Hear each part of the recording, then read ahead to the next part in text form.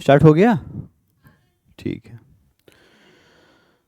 तो Indian banking system की class हम लोग आज शुरू करेंगे। और ये वाली क्लास मेंस से कहीं ज़्यादा प्रीलिम्स के लिए महत्वपूर्ण है। और देखा जाए तो जीएस थर्ड पेपर में जो इंडियन इकोनॉमी हम लोग पढ़ते हैं, तो जीएस थर्ड में इंडियन इकोनॉमी मेजर सेगमेंट है ना, ये सबको पता है। लेकिन अब इंडियन इकोनॉमी में कुछ मेजर चैप्टर्स हैं। उसमें से एक चैप्टर है बैंकिंग। तो बैंकिंग से लगभग लगभग हर साल 4 से 5 सवाल तो प्रीलिम्स में रहता है। और जब हम बैंकिंग कहते हैं तो बैंकिंग मतलब ये बैंकिंग से रिलेटेड, जैसे बैंकिंग से रिलेटेड आपका मनी हो गया, बैंकिंग से रिलेटेड आपका टैक्स हो गया, बैंकिंग से रिलेटेड आपका फाइनेंशियल मार्केट हो गया। ठीक है। तो आज हम लोग इसकी शुरुआत कर रहे हैं जो आपके लिए प्रीलिम्स में काफ़ी हेल्पफुल होगा। और जब हम प्रीलिम्स की बात करते हैं तो सिविल सर्विसेज में आईएएस और पीसीएस दोनों ही प्रीलिम्स महत्वपूर्ण हैं और दोनों जगहों पर बैंकिंग आता है। और सवाल ये है कि बैंकिंग से इतना सवाल क्यों आता है। बैंकिंग से इतना सवाल इसलिए आता है क्योंकि बैंकिंग ही सबसे ज़्यादा अपडेटेड है पूरी इकोनॉमी में, है ना। अगर हम ओवरऑल बात करें तो बैंकिंग ज़्यादा अपडेटेड है। तो एक बात हमने करा कि जीएस थर्ड पेपर, और दूसरी बात हम कर रहे हैं जीएस थर्ड पेपर में जो मेजर सेगमेंट है, बड़ा मेजर सेगमेंट है, वो है इकोनॉमी, जिसे हम इंडियन इकोनॉमी कहते हैं। और इंडियन इकोनॉमी का कुछ मेजर सेगमेंट है, या हम कह सकते हैं कुछ मेजर चैप्टर्स हैं। तो उन मेजर चैप्टर्स में बैंकिंग, फिर टैक्स, फिर कैपिटल मार्केट,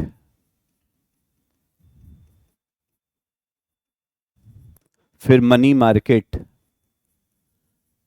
मनी मार्केट, ये आपके, आप कोई भी एग्जाम दे रहे हो। अब सिविल सर्विसेज के मंच से मैं तो ये नहीं कहूँगा कि आप वनडे का एग्ज़ाम दे रहे हो या एसएससी का एग्ज़ाम दे रहे हो, आरओ या आरओ दे रहे हो, लेकिन आप कोई भी एग्ज़ाम दे रहे हो तो कहीं ना कहीं ये चैप्टर हर जगहों पर पीटी के लिए इम्पोर्टेंट हो जाता है। इसलिए इसको बहुत अच्छे से पढ़ना ज़रूरी है। अच्छा, आए दिन आप न्यूज़पेपर में देखते हैं कि आरबीआई की न्यूज़ रहती है, बैंकों की न्यूज़ रहती है, फिर साथ साथ रेट्स की न्यूज़ रहती है, बहुत सारे बैंक दिवालिया हो जाते हैं उसकी न्यूज़ रहती है, आरबीआई बहुत सारे बैंकों को लोन देने से मना करते हैं उसकी न्यूज़ रहती है। तो ओवरऑल जो मैंने एक्सपीरियंस किया पिछले 15 सालों में, उसमें ये रहा कि किसी चैप्टर से सवाल आए या ना आए, बैंकिंग सवाल जरूर रहता है। और जब हम लोग बैंकिंग की बात करते हैं तो बैंकिंग का मतलब ये हो गया कि हम हिस्ट्री ऑफ बैंक समझें। सबसे पहले history of banks all over the world, in all over the world. फिर हम हिस्ट्री में ही रहें और history of bank in India, in India यानी हम फिर एवोल्यूशन की बात करेंगे, बैंकिंग एवोल्यूशन यानी बैंकों का उद्भव भारत में। ये जानने की कोशिश करेंगे कि बैंक कैसे आगे बढ़े, भारत का पहला बैंक कौन सा हुआ, भारत का पहला राष्ट्रीयकृत बैंक कौन सा हुआ, भारत में टाइप्स ऑफ बैंक्स क्या हैं, यानी हम लोग फिर टाइप्स ऑफ बैंक्स की बात करेंगे। टाइप्स ऑफ बैंक्स यानी बैंकों के प्रकार क्या हैं। टाइप्स ऑफ बैंक में जाएंगे तो फिर आप देखते हैं बहुत सारे कॉमर्शियल बैंक्स हैं, इंडस्ट्रियल बैंक्स हैं, और नेशनलाइज्ड बैंक हैं, है ना, प्राइवेट बैंक्स हैं, कॉमर्शलाइज्ड बैंक्स हैं, बहुत सारे बैंक। फिर ट्रेडिंग बैंक्स आ गए, एग्जिम एक्सपोर्ट इंपोर्ट बैंक हो गया। तो इस तरीके हम लोग बात करेंगे। फिर हम लोग बात करेंगे बैंकों में पॉलिसीज़ की। पॉलिसीज़ क्या क्या है, नीतियाँ क्या क्या हैं। तो पॉलिसीज़ में हम लोग दो पॉलिसी की बात करेंगे, मॉनेटरी पॉलिसी और फिजिकल पॉलिसी। फिजिकल पॉलिसी बहुत इंपॉर्टेंट है कि राजकोषीय नीति मौद्रिक नीति से कैसे अलग है, मॉनेटरी पॉलिसी का कंट्रोल किसके हाथ में है। तो मॉनेटरी पॉलिसी कंट्रोल हमेशा आरबीआई के हाथ में होता है, फिजिकल पॉलिसी कंट्रोल हमेशा सरकार के हाथ में होता है। तो हम लोग मॉनेटरी पॉलिसी की बात करेंगे। फिर उसके बाद जब मॉनेटरी पॉलिसी से आगे बढ़ेंगे तो हम देखेंगे मॉनेटरी पॉलिसी के टूल्स क्या क्या हैं, टूल्स, उसके टूल्स क्या हैं। तो टूल्स में हम लोग जाएंगे, क्रेडिट कंट्रोल पर जाएंगे, और टूल्स कौन कौन से हैं तो हम रेपो रेट की बात करेंगे, रिवर्स रेपो रेट की बात करेंगे, बैंक रेट्स की बात करेंगे, ठीक है, एमएसएफ की बात करेंगे, एसएलआर की बात करेंगे। तो इस तरीके के मल्टीपल टाइप्स ऑफ टूल्स हैं, उन टूल्स की बात करेंगे। और फिर हम लोग जब आगे बढ़ेंगे तो फिर देखेंगे कि जो मॉडर्न बैंकिंग सिस्टम है उसमें क्या हो रहा है। मॉडर्न बैंकिंग सिस्टम जहाँ से खूब सवाल आते हैं, है ना। मॉडर्न बैंकिंग सिस्टम में क्रिप्टो करेंसी, क्रिप्टो करेंसी से सवाल है, डिजिटल करेंसी से सवाल है, डिजिटल करेंसी से सवाल है, मोबाइल बैंकिंग से सवाल है, mobile banking, digi locker, digi locker से सवाल है। बहुत सारे सवाल हैं। तो ओवरऑल देखें तो अंतर्राष्ट्रीय स्तर पर बैंकों के लिए कौन सी संस्थाएं जिम्मेदार हैं, तो बासेल पढ़ेंगे, बासेल, बासेल के नॉर्म्स पढ़ेंगे, बासेल नॉर्म्स, है ना। स्विट्जरलैंड में जो एक संस्था बनाई गई अंतर्राष्ट्रीय स्तर पर सभी बैंकों के निगरानी के लिए जैसे भारत में निगरानी के लिए आरबीआई है, वर्ल्ड की निगरानी के लिए डब्ल्यूबी है, वर्ल्ड बैंक है, आईएमएफ है, अंतर्राष्ट्रीय मुद्रा कोष है, लेकिन इन सब की निगरानी के लिए बासेल है। यानी कभी आपसे पूछे कि अंतर्राष्ट्रीय स्तर पर सभी बैंकों के लिए नियमन, सभी बैंकों के लिए नियम, सभी बैंकों के लिए नीतियां कौन बनाता है, तो आप बासेल लगाइएगा। और बासेल कोई संस्था नहीं है, बासेल एक प्लेस है, स्विट्जरलैंड में एक प्लेस है जहां पर अंतर्राष्ट्रीय स्तर पर सभी बैंकों के मानकों के निर्धारण किए जाते हैं, ठीक है। तो इसको ध्यान में रखना है। तो हम लोग शुरुआत करेंगे अपनी बैंकिंग सिस्टम में कि बैंकिंग क्या है। तो बैंकिंग देखा जाए तो एक ऐसा बिजनेस है जो डिपॉजिट को एक्सेप्ट करता है और लोन देता है। अगर कोई आपसे पूछता है कि अच्छा बताइए बैंकिंग की परिभाषा क्या है ना, बैंकिंग की परिभाषा क्या है, तो हम कहेंगे banking is business where it accept deposits and providing loans. जो जमाओं को स्वीकार करता है और ऋण देता है, यानी ओवरऑल देखा जाए तो बैंक का जो मुख्य कार्य है जमाओं को स्वीकार करना और ऋण को देना। अच्छा, उन्हीं जमाओं को स्वीकार करके ऋण देने का कार्य करता है। तो हम इस तरीके से कह सकते हैं कि बैंकिंग की यही परिभाषा है, यही बैंकिंग है। और क्या कर सकता है बैंक, और बैंक के क्या काम है, तो चलिए, जमाएं स्वीकार करता है, लोन देता है, मनी ट्रांसफर करता है, क्रेडिट क्रिएशन भी करता है, साख सृजन करता है, पेमेंट सर्विसेज भी करता है, इन्वेस्टमेंट सर्विसेज। यानी अगर आपसे पूछा जाए कि बैंक के वास्तव में फंक्शंस क्या हैं, फंक्शंस क्या हैं, तो आप कहेंगे पहला जमाएं स्वीकार करना, जमाएं स्वीकार करना, दूसरा ऋण देना, तीसरा भुगतान सेवाएं करना, चौथा तो भुगतान सेवाएं करना, और चौथा लेन देन, पांचवा साख सृजन, साख सृजन करना, छठा साख सृजन करने के साथ साथ इन्वेस्टमेंट सर्विसेज, निवेश सेवाएं भी प्रदान करना, निवेश सेवाएं देना। समझ रहे हैं? तो कभी कभी एग्जाम में ऐसे पूछता है कि बैंकों के निम्नलिखित कार्यों में से कौन से कार्य नहीं हैं, तो अब इन कार्यों को देखिएगा, इसके अलावा और कार्य नहीं हैं। ठीक है, इसके बाद हम लोग डिस्कशन करेंगे टाइप्स ऑफ बैंक्स।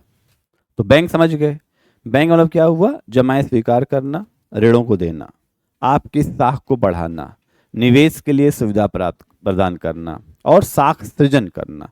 तो साख सृजन एक महत्वपूर्ण खंड है बैंक का, क्योंकि मान लीजिए आपको निवेश करना है तो आप कहाँ से पैसा लेंगे, बैंक से।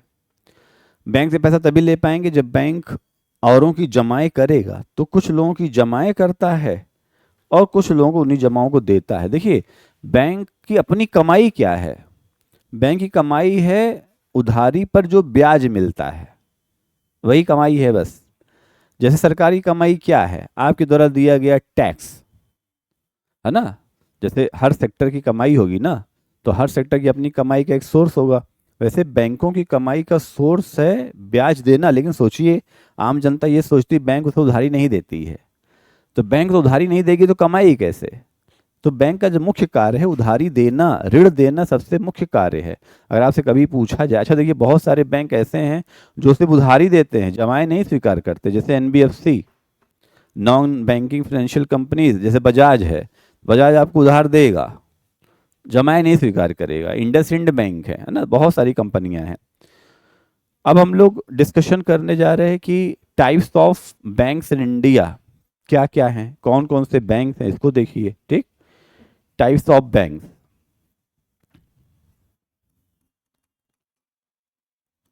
Types of banks in India.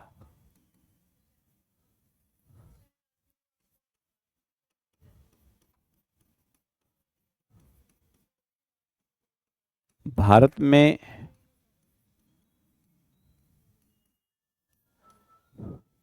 बैंकों के प्रकार, तो भारत में बैंकों के प्रकार, एक तरफ हम लोग टाइप लिखेंगे, एक तरफ उसके फंक्शन लिखेंगे। ठीक है, एक तरफ टाइप लिखिए, एक तरफ उसके फंक्शन लिखते जाइए। जैसे अगर हम भारत में आरबीआई की बात करें, RBI reserve bank of India, RBI reserve bank of India, तो इसका फंक्शन क्या है, चीजों को कंट्रोल करना। एक प्रकार से ये सेंट्रल बैंक है। कैसा है, सेंट्रल बैंक। इसका जो मुख्य काम है रेगुलेशन का है, रेगुलेशंस। दूसरा बैंक लिखिए पब्लिक सेक्टर बैंक्स, दूसरा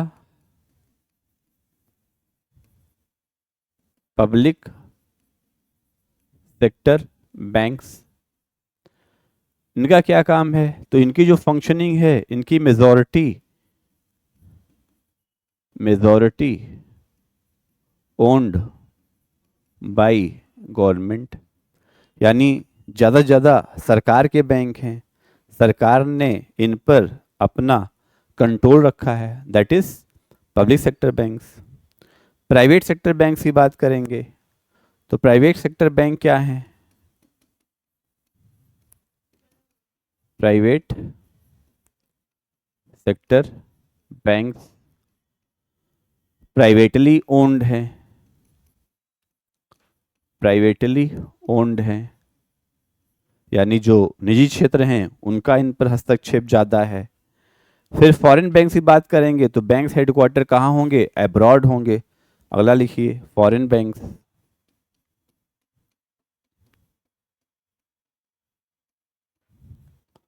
फॉरेन बैंक्स, तो इनके हेडक्वार्टर्स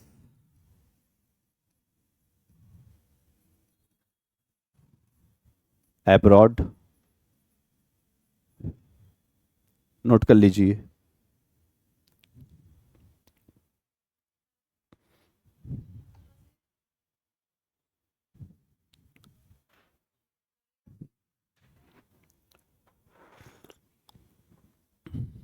ये सब सवाल प्रीलिम्स में पूछे जाते हैं, ऐसे ही पूछ देता है।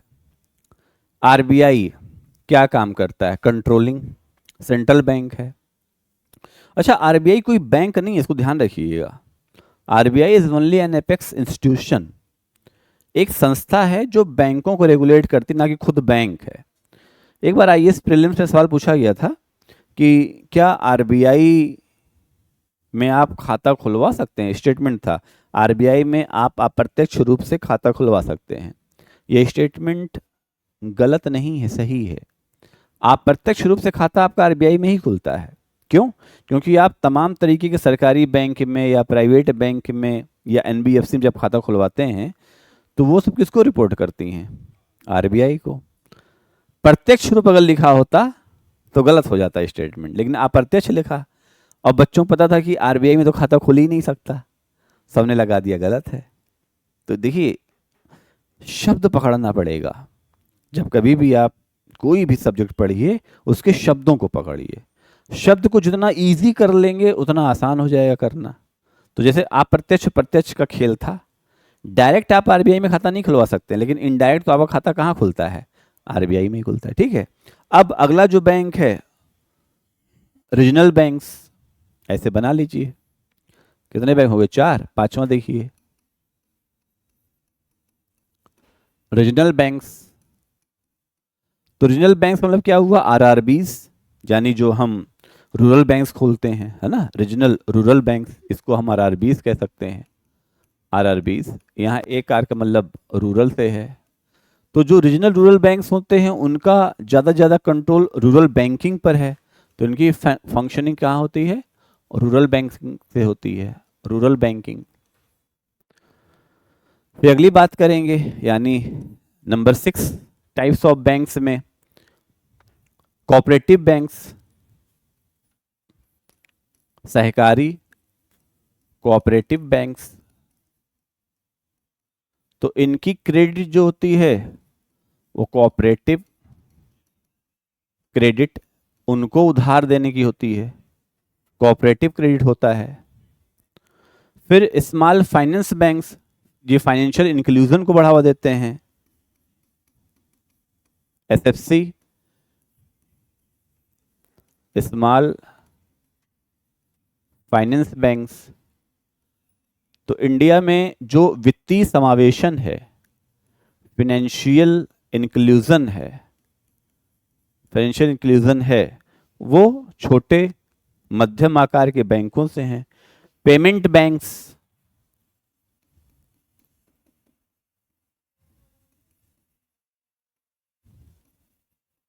पेमेंट बैंक्स यानी जितने भी भुगतान बैंक्स हैं उनका क्या काम है?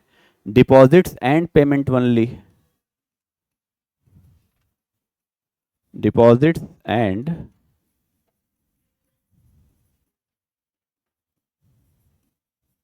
Payment only. तो इतने सारे जो बैंक्स हैं। अच्छा, यूपीपीसीएस की बात करेंगे तो यही सवाल ही आ जाता है, ऐसे पूछेगा भुगतान बैंक क्या है? तो भुगतान बैंक डिपॉजिट और सिर्फ पेमेंट की बात करते हैं, डिपॉजिट करेंगे, भुगतान करेंगे। नोट कर लीजिए।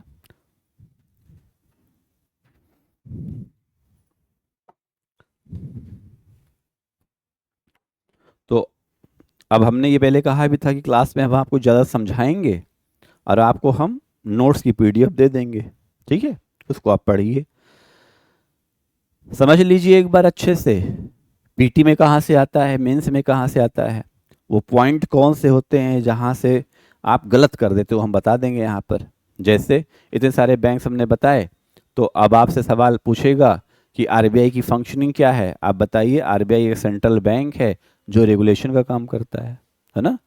पब्लिक सेक्टर बैंक से क्या मतलब है?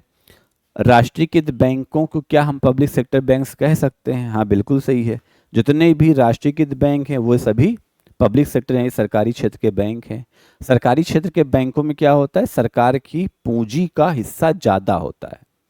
तो जब सरकार अपने बैंकों की पूंजी बेचने लगती है तब वो धीरे धीरे प्राइवेट सेक्टर बैंक हो जाते हैं। ये जैसे मान ली सरकार ने कहा हम 10% एसबीआई का हिस्सा बेच रहे हैं, तो अब वो पब्लिक सेक्टर बैंक्स तो है लेकिन सिर्फ 90% है। 10% बेच रहे हैं तो अब 10% प्राइवेट हो गया।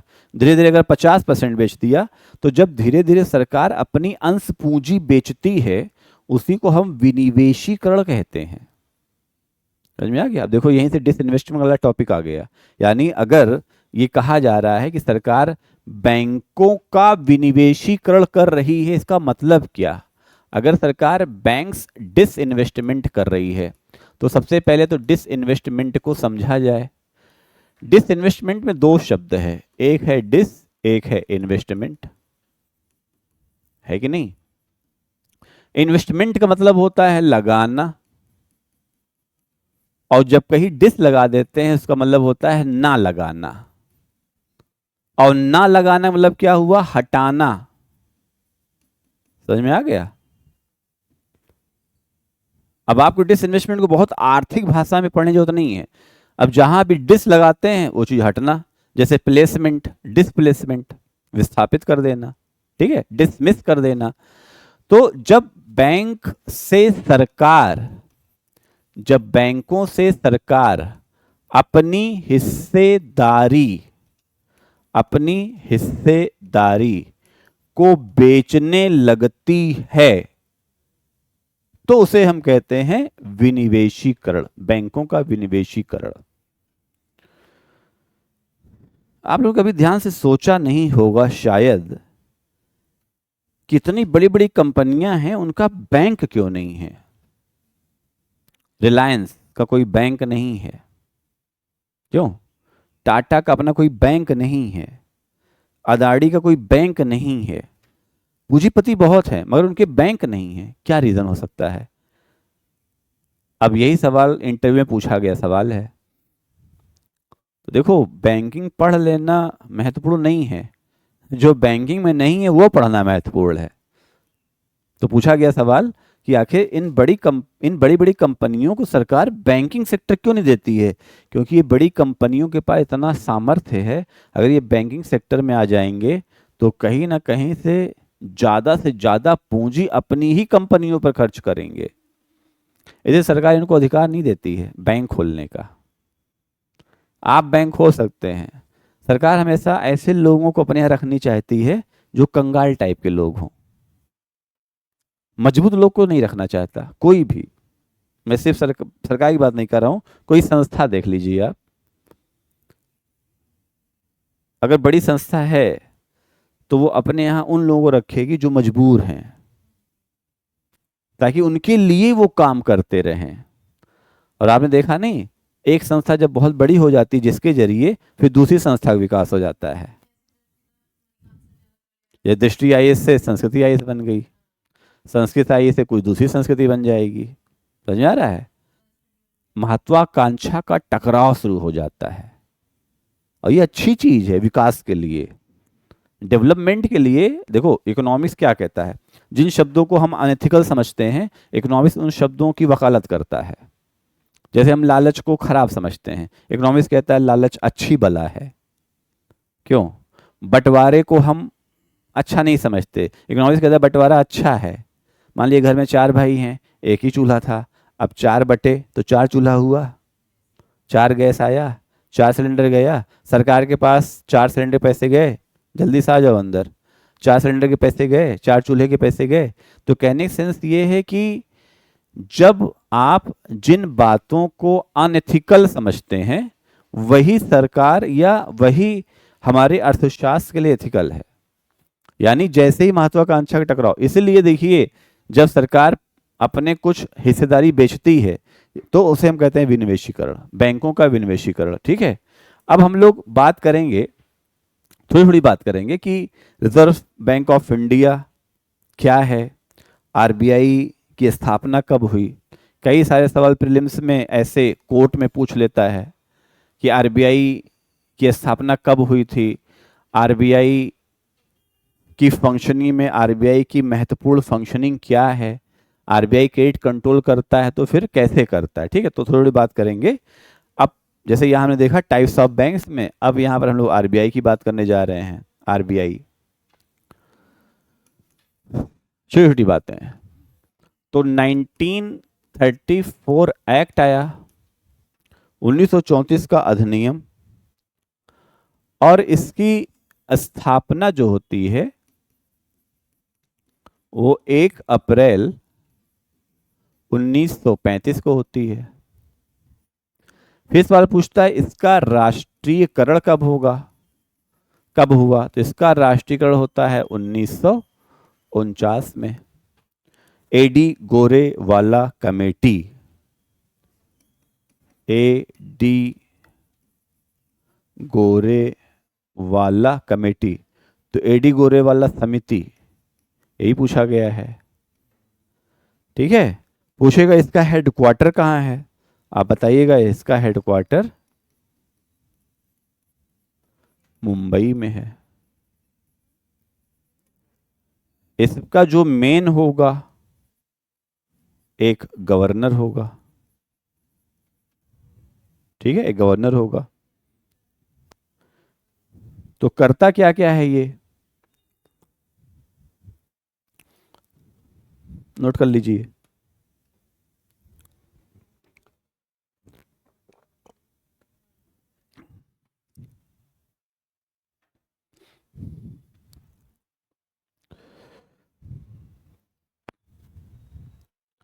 क्या क्या करेगा, यानी आरबीआई के फंक्शन की बात करेंगे। जब हम आरबीआई के फंक्शन की बात करते हैं, that is monetary function. Monetary functions की बात करेंगे। अच्छा, तो मॉनेटरी फंक्शन में पहला जो पॉइंट है वो है issues of currency except 1 rupee note. क्या करेगा ये, 1 रुपए की नोट को छोड़ करके मुद्राओं को छापेगा। इश्यू ऑफ करेंसी, 1 रुपए की नोट को छोड़ करके मुद्रा को छापता है। कुछ ब्लर्ड हो रहा है क्या कैमरा, देखो इसमें कैसे होता है फिर ये, रिफ्रेश कर लो। ठीक, चलो ठीक, कैमरा चेंज करना पड़ेगा। इश्यू ऑफ करेंसी एक्सेप्ट 1 रुपए, ठीक, ये काम करता है, यानी 1 रुपए के नोट को छोड़ करके छापता है। ये सरकार के बैंकर के रूप में काम करता है, that is banker of the government. Banker of the government, बैंकों का बैंक है।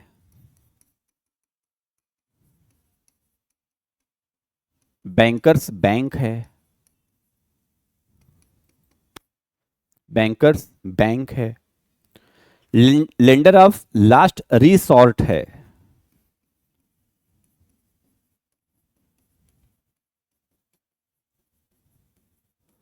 अंतिम रूप से ऋणदाता है ये,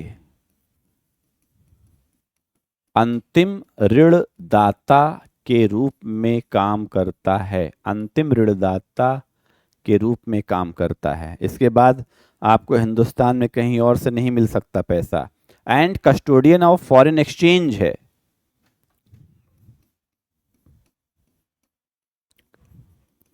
custodian of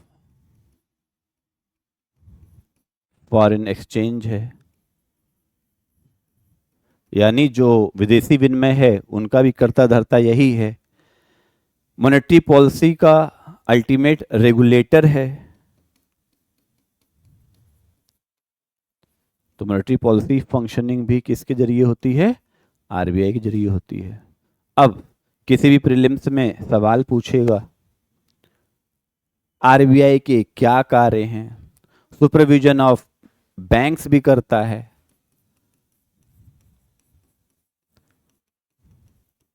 supervision of banks भी करता है।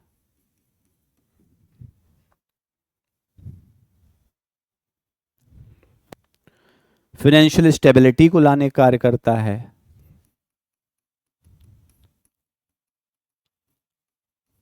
फाइनेंशियल स्टेबिलिटी को लाने का काम करता है, पेमेंट सिस्टम को स्ट्रॉन्ग करता है, पेमेंट सिस्टम का भी काम करता है। यानी अब इतना आपको मोटी मोटी बातें पता होनी चाहिए कि आरबीआई एटलीस्ट करता क्या क्या है।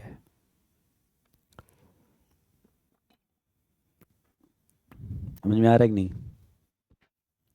अब ऐसे आएगा सवाल, भारत में केंद्रीय बैंक के रूप में भारतीय रिजर्व बैंक के संदर्भ में निम्नलिखित कथनों पर विचार कीजिए। और कथन दिया रहेगा, है ना? कथन क्या दिया रहेगा कि आरबीआई के द्वारा 1 रुपए की नोट के साथ मुद्राओं का निर्गमन किया जाता है। स्टेटमेंट सही है गलत? 1 रुपए की नोट के साथ तो गलत हो गया पहला स्टेटमेंट, ठीक। दूसरा स्टेटमेंट आएगा, ये सरकार के बैंकर के रूप में काम करता है, सही। ये बैंकों के बैंकर के रूप में कार्य करता है, सही, बैंकर्स बैंक है, ठीक। ये अंतिम रूप से भारत में ऋणदाता के रूप में कार्य करता है, सही है। ये विदेशी विनिमय के रखरखाव का भी काम करता है, सही है। ये मौद्रिक नीति को बनाने का कार्य करता है, सही है। ये बैंकों का निरीक्षण भी करता है, सही है। ये वित्तीय स्थिरता प्रदान करने का कार्य करता है, सही है। ये महंगाई को भी नियंत्रित करता है। अब समझ में आ गया ना? देखो, एग्जाम सिर्फ और सिर्फ आपके कॉमन सेंस का है। एग्जाम तो लिखे पढ़े का होता ही नहीं। एग्जाम में आपका जो कॉमन सेंस है कितना बढ़िया चल रहा है, वही एग्जाम क्रैक कर सकता है। आप बहुत ज़्यादा पढ़ लिख करके अभिज्ञान शाकुंतलम लिख सकते हैं, है ना, आईएएस नहीं बन सकते हैं। तो आईएएस बनने के लिए थोड़ा सा चीज़ों को एडवांस वे में स्मार्टली आपको देखना। अब आप देखना, समझ गए, सब आरबीआई फंक्शन आ गया। अगर मैं आपसे कहूँ इन्हीं सब फंक्शन को मिला करके 150 शब्द में लिखिए, नहीं लिख पाएंगे। अब जितना हमने पढ़ाया है यहाँ से आप लीजिए आरबीआई, ऐसे आ जाए यूपीएससी मेंस में या पीसीएस में आ जाए, जीएस थर्ड में आ जाता है कि आरबीआई के बारे में 150 शब्दों में लिखिए। लिखिए, आरबीआई अधिनियम 1934 के तहत 1 अप्रैल 1935 को आरबीआई की स्थापना हुई थी। आरबीआई का कार्यालय मुंबई में है। आरबीआई के कुछ क्षेत्रीय कार्यालय भी होते हैं। आरबीआई में एक गवर्नर, 4 डिप्टी गवर्नर होते हैं। लेकिन आरबीआई की जो महत्वपूर्ण भूमिका है वो बैंकों के संदर्भ में है। निम्नलिखित हैं, हो गया। अब निम्नलिखित में ये आप 9 फंक्शन डालिए, हुआ कि नहीं? 150 शब्द हो गया ना? कि हमें कभी भी आरबीआई लिखना हो 150 में लिख सकते हैं। अब आपकी प्रैक्टिस के लिए क्या है, आपके पास अब ये चार्ट है, आपके पास इंफॉर्मेशन है, आप रूम पर जाइए, रिकॉर्डेड भी है, इसको एक बार सुनिए, बंद कर दीजिए, फिर एक पेज निकालिए और सवाल खुद लिख लीजिए। आरबीआई पर एक नोट या आरबीआई पर टिप्पणी कीजिए, लिखिए अब खुद से। हिंदी मीडियम है तो हिंदी मीडियम में लिखिए, इंग्लिश मीडियम है तो इंग्लिश मीडियम में लिखिए। और लिखना तो खुद से पड़ेगा। हम तरीका बता देंगे, हम रोड मैप बना देंगे, हम जीपीएस बता देंगे, चलना तो खुद ही पड़ेगा। भाई आप स्कूटी चला रहे हैं, आपने जीपीएस लगा लिया, अब वहीं खड़े रहेंगे तो पहुंचेंगे कैसे? अब जीपीएस कह रहा है चलो इस रास्ते चलो, इस रास्ते चलो, आप रास्ते चलिए। I am only your GPS, हम आपके ग्लोबल पोजिशनिंग सिस्टम हैं। आपको एग्ज़ाम में कहाँ तक जाना है ये हम बताएंगे। तो फिर दिमाग में आएगा कि हमारा साथ ज़रूरी क्यों है। हमारा साथ वैसे ही ज़रूरी है जैसे किसी लक्ष्य को प्राप्त करने के लिए जीपीएस का साथ महत्वपूर्ण है। क्लियर हुआ? तो GPS is ultimate global positioning system, जहाँ से हम ये पता लगा सकते हैं कि हाँ यहाँ पर ऐसे ऐसे हमें जानना है। तो अब आपका असाइनमेंट है कि आप आरबीआई के बारे में हमको 150 शब्द लिख करके दिखाएं। फॉर्मेट हम बना देते हैं, मेंस का फॉर्मेट, मेंस फॉर्मेट हम बना दे रहे हैं। तो मेंस फॉर्मेट है क्या? पहले आपको इंट्रो देना पड़ता है, आप इंट्रो दीजिए। अगर 150 शब्द का है तो आप 150 शब्द में इंट्रो दीजिए, इंट्रो लगभग 50 शब्द में लिखिए, तो आपका 1 पैसेज हो गया, 1 पैसेज। फिर आपकी जो मेन बॉडी है, मेन बॉडी, उसे आप 100 शब्द में लिख लीजिए, आपका सेकंड पैसेज हो गया, सेकंड पैसेज हो गया। अब इस सेकंड पैसेज में आप कॉम्प्रेहेंसिव भी हो सकते हैं, या तो आप पॉइंटर्स भी में जा सकते हैं। पॉइंटर्स में जाएंगे तो पॉइंट वाइज लिखेंगे, कॉम्प्रिहेंसिव में जाएंगे तो पैसेज लिखेंगे। अभी डिपेंड करेगा कि आपका नेचर ऑफ क्वेश्चन क्या है, प्रश्न का स्वभाव। हम सभी लोगों को ना पूर्वाग्रह से बचना चाहिए। जैसे बहुत से लोग होते सिखाते रहते हैं कि आप हमेशा पॉइंटर में लिखिए, गलत है। बहुत लोग सिखाते रहते हैं नहीं आप हमेशा पैसे में लिखिए, वो भी गलत है। हमें किसी भी तरीके के प्रिजुडाइज से बचना चाहिए ताकि हम एग्ज़ाम में जा कर के एग्ज़ाम के हिसाब से काम कर सकें। ठीक है। अब जो और एक महत्वपूर्ण सवाल पूछता है आपके आईएएस में और पीसीएस में भी, वो है मॉनेटरी पॉलिसी। तो मॉनेटरी पॉलिसी को लेकर के खूब सवाल आता है। ठीक है, तो मॉनेटरी पॉलिसी कैसे, और मॉनेटरी पॉलिसी आपके मेंस का भी है और प्रीलिम्स का भी है। हम लोग अब मॉनेटरी पॉलिसी पर डिस्कशन करने जा रहे हैं। मॉनेटरी पॉलिसी जिसे हम कहते हैं मौद्रिक नीति। कुछ बातें समझ में आ रही हैं आपको कि नहीं आ रही है ना? बहुत ही सिंपल और आसान तरीके से चीज़ों समझिए। इतना देखिए पढ़ना है कि हमारा प्रीलिम्स में हो जाए और हम मेंस लिख सकें। पढ़ने की बस यही डिमांड होनी चाहिए, है कि नहीं? हम बस इतना पढ़ लें कि हमारा प्रीलिम्स से सवाल सही हो जाए और मेंस में, और ज़्यादा पढ़ने की क्या ज़रूरत है? जब गवर्नर वगैरह बनेंगे तब देखा जाएगा है कि नहीं? तो मॉनेटरी पॉलिसी की बात करेंगे तो मॉनेटरी पॉलिसी क्या करता है, या मॉनेटरी पॉलिसी, सबसे पहले सवाल यही आता है, मॉनेटरी पॉलिसी का रेगुलेशन किसके द्वारा है? तो मॉनेटरी पॉलिसी का रेगुलेशन आरबीआई के द्वारा है। आरबीआई। तो मनी सप्लाई और मनी क्रेडिट का काम होता है इसमें।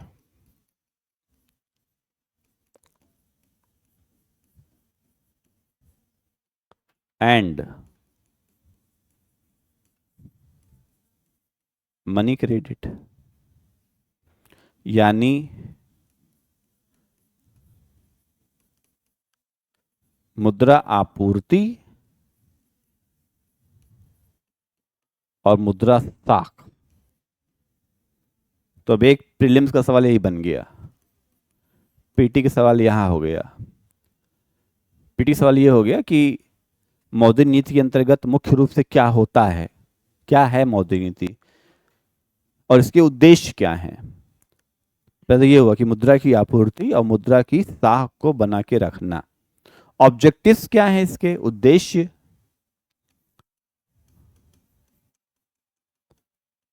इसके हम उद्देश्य की बात करें,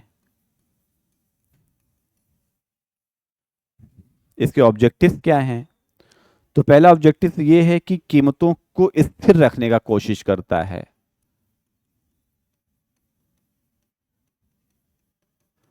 प्राइस स्टेबिलिटी।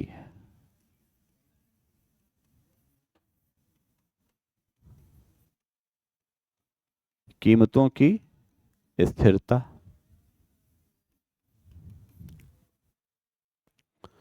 दूसरा काम है इन्फ्लेशन कंट्रोल।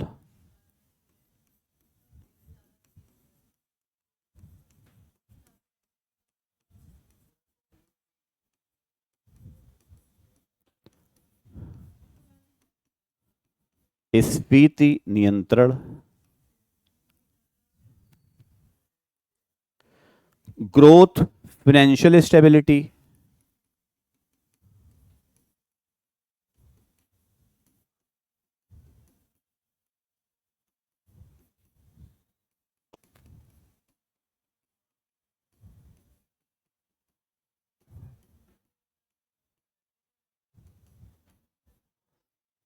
यानी वित्तीय स्थिरता,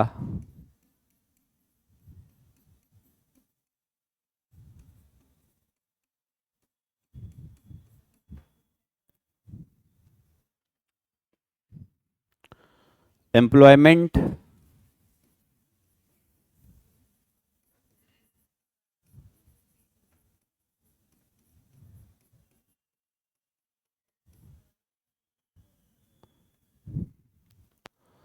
रोजगार की बात, रोजगार को बढ़ाने का कार्य करेगा।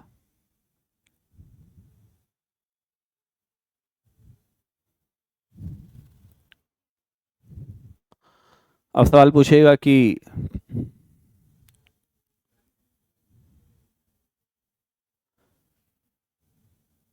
मौद्रिक नीति से संबंधित निम्न कथनों पर विचार कीजिए। ठीक है, पहला कथन होगा कि आरबीआई के द्वारा बनाई गई मौद्रिक नीति का प्रथम उद्देश्य है देश के भीतर कीमतों में स्थिरता लाना। सही है। ठीक है। दूसरा, मौद्रिक नीति देश के भीतर महंगाई की दरों को भी नियंत्रित करने का कार्य करती है। सही है। देश की आर्थिक समृद्धि को बढ़ाने का भी कार्य करती है। सही है। वित्तीय स्थिरता को भी नियंत्रित करती है। सही है। और इस तरीके की नीति बनाती है ताकि देश के भीतर रोजगार का सृजन हो सके। समझ में आ गया? अब अगर आपको कहा जाए कि भाई मौद्रिक नीति पर कुछ बात अपने शब्दों में लिखिए मेंस में, तो मेंस में आप थोड़ा सा बताइए कि मौद्रिक नीति क्या है। मेंस में क्या बताएंगे, मौद्रिक नीति क्या है, यानी ऐसे सवाल आ जाए मुख्य परीक्षा में।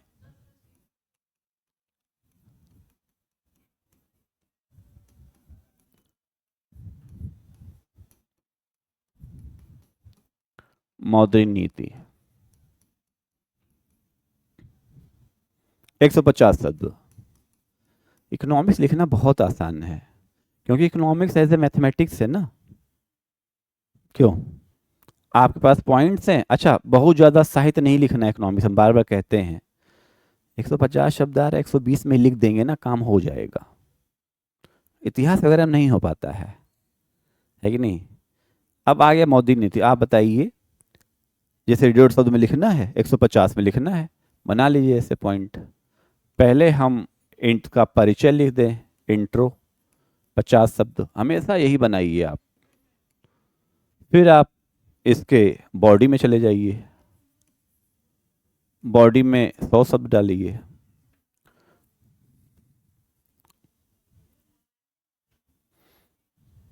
ठीक है। यहां इंट्रो में आरबीआई को लेकर के लिखिए कि आरबीआई के द्वारा मौद्रिक नीति का संचालन किया जाता है। आरबीआई ही अंतिम रूप से मौद्रिक नीति का नियंत्रण करती है। आरबीआई ही इसके जो है अध्यक्ष का कार्य करती है। मौद्रिक नीति का अध्यक्ष कौन होता है? आरबीआई गवर्नर होता है। समझ में आ रहा है? इसमें 4 सदस्य रखे जाते हैं, चारों आरबीआई के ऑफिसर्स होते हैं। उसके बाद मौद्रिक नीति के अपने उद्देश्य हैं। दीजिए, उद्देश्य हमने बता दिया यहाँ। ठीक है। अब अगर इसमें और चीज डालनी है तो आप मॉनेटरी पॉलिसी कमेटी डाल दीजिए। यानी आपने मॉनेटरी पॉलिसी देख लिया। अब मॉनेटरी पॉलिसी कमेटी क्या है? एमपीसी, मॉनेटरी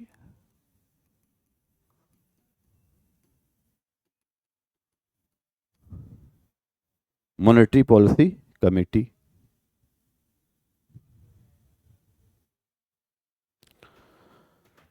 कब बनाया गया है? फॉर्म्ड 2016। आरबीआई एक्ट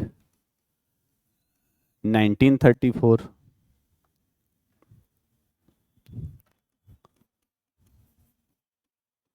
सुधार भी इसमें 2016 में ही हुआ। एक फैक्ट आपको पता चल गया, 2016 में बनाया गया, कुछ सुधारों के साथ 2016 में लागू भी कर दिया गया।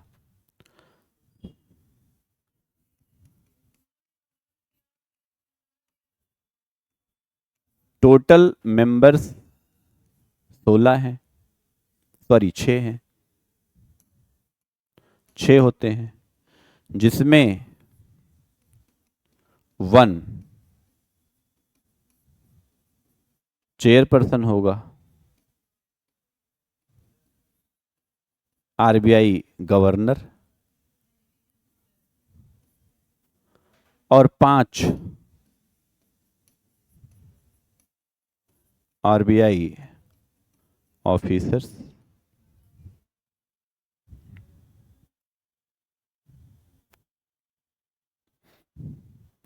तो आरबीआई गवर्नर होंगे, डिप्टी गवर्नर होंगे, तो इसमें 5 में कौन कौन से होंगे? डिप्टी गवर्नर,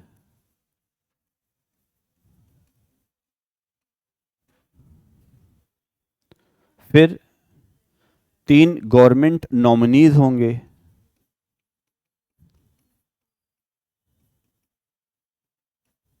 और एक आरबीआई ऑफिसर होगा। हो गए ना? 3 1 4, 3 1 4, 3 गवर्नमेंट नॉमिनीज, एक आरबीआई ऑफिसर, एक डिप्टी गवर्नर और एक गवर्नर। 6 हुए कि नहीं? टोटल 6 हो गए। जो इन्फ्लेशन टारगेट होगा वो 4% है, यानी एमपीसी में इस सवाल बहुत बार पूछा गया है। इन्फ्लेशन टारगेट जो हमारा है वो 4% पर रखना है, +-2 हो सकता है, +-2%, यानी जो इसका रेंज हो गया 2 से 6% का, इसका रेंज हो गया 2 से 6% का रेंज हो गया। नोट कर लीजिए।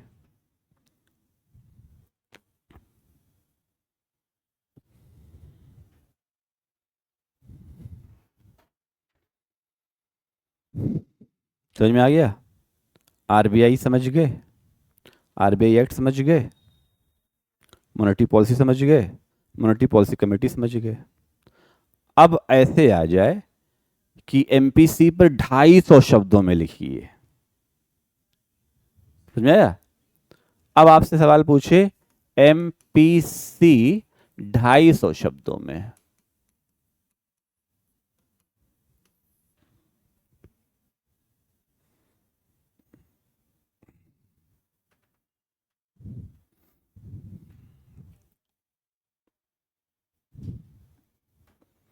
कैसे लिखेंगे? देखिए, पढ़ाने के मकसद से पढ़ाना नहीं होना चाहिए, लिखाना।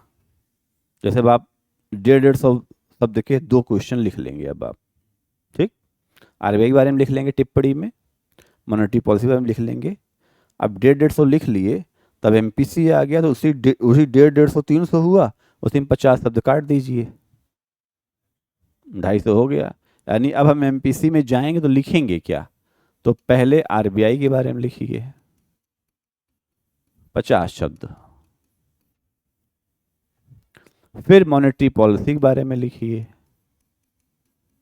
100 शब्द, फिर एमपीसी एंड इट्स टूल्स के बारे में लिखिए 100 शब्द। टूल्स में rates, repo, bank rate, SLR और सीआरआर, ये सब।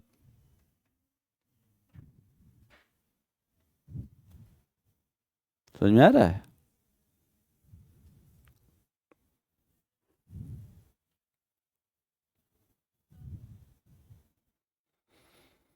लिख लिया 250 शब्द?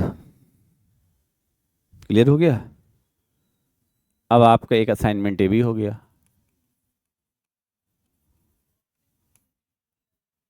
तो आज हमने आपको 3 मेंस क्वेश्चन की ड्राफ्टिंग बता दी। कौन कौन सा? पहला ये, right A note about RBI, 150 शब्द। दूसरा, right A note about monetary policy, 150 शब्द। तीसरा,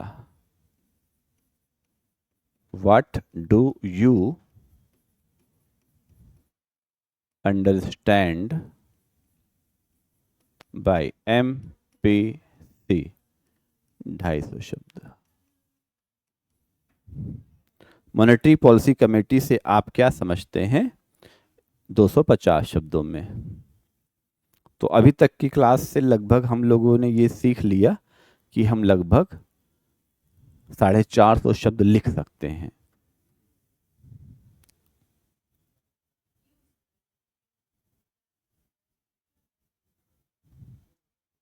अब मॉनेटरी कमेटी टूल्स के बारे में डिस्कस करें। टूल्स कौन कौन से हैं?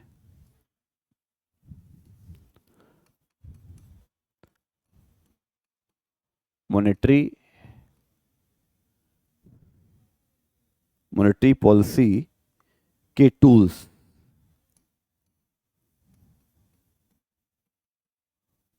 Policy tools. तो एक क्वांटिटेटिव टूल्स,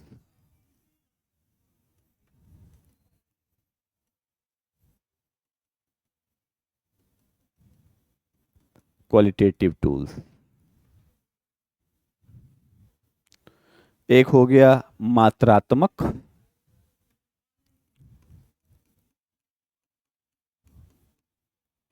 मात्रात्मक उपकरण।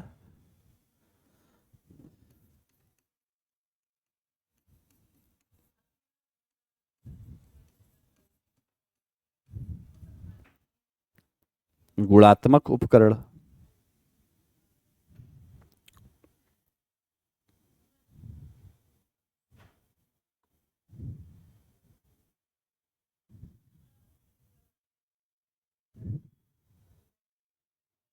ठीक, अब तो समझिए पहले।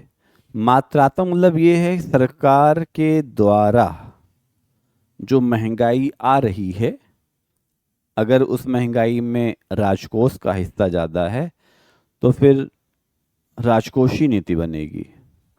लेकिन अगर बैंकों के द्वारा महंगाई आ रही है तो उस पर मौद्रिक नीति बनेगी। मुद्रा संबंधित कोई भी नीति मौद्रिक नीति होगी। टैक्स से संबंधित कोई भी नीति राजकोषीय नीति होती। इस बात को एकदम क्लियर कर लीजिए। हम यहाँ पर मुद्रा संबंधित नीतियों की बात कर रहे हैं, हम मॉनेटरी पॉलिसीज की बात करने जा रहे हैं। तो मॉनेटरी पॉलिसीज में जो हमारे पास क्वांटिटी वाले हैं वो क्या है? Repo, reverse repo, bank rate, SLR, CRR। ठीक है, ये सारे नोट कर लीजिए। ओपन मार्केट ऑपरेशन, OMO बहुत पूछा जाता है। खुले बाजार की संक्रिया, ओपन मार्केट ऑपरेशन। और जब क्वालिटेटिव में जाते हैं तो मोरल सुवेशन,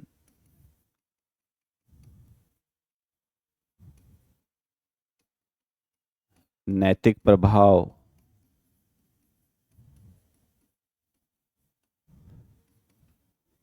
दूसरा सिलेक्टिव क्रेडिट कंट्रोल,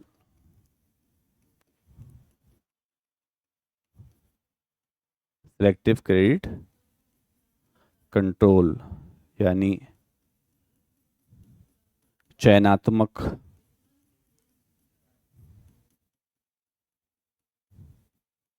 साख नियंत्रण। फिर क्रेडिट राशनिंग,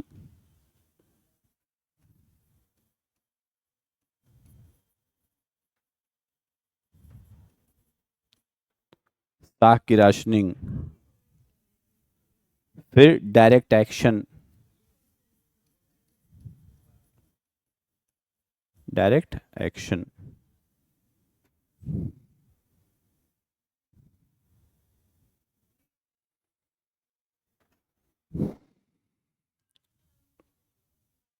अब जैसे मान लीजिए 250 शब्दों में लिखना था, तो टूल्स भी आपने यहाँ देखिए, हमने टूल्स बताया था, टूल्स। अब बहुत हो गया, 250 से कहीं ज़्यादा हो गया।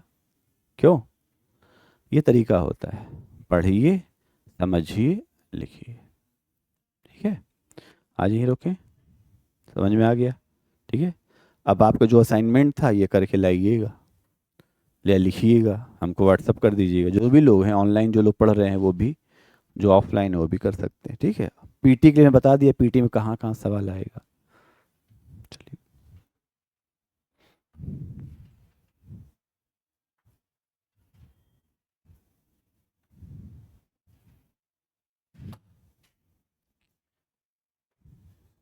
ठीक है। शाम का क्या सीन है? शाम को कब आप आओगे? ठीक, कोई बात नहीं। देखो हमारा ये है कि